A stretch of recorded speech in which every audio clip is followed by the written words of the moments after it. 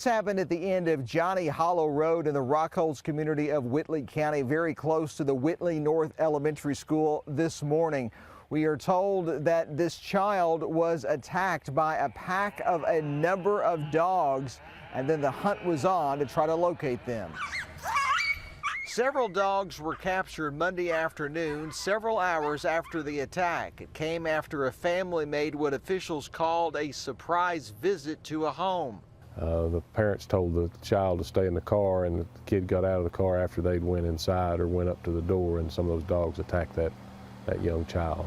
The initial reports were that a pack of 10 wild dogs were involved, but the animal control officer, emergency management, and others were able to find 4 dogs, with possibly a 5th one still at large.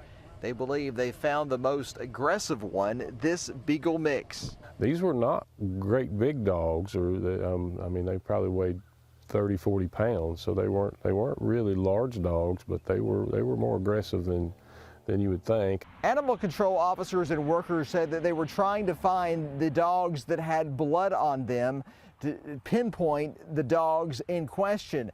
They say that the most aggressive dog that they found today, a Beagle mix, did appear to have blood on it. In Whitley County, Phil Pendleton, WKYT.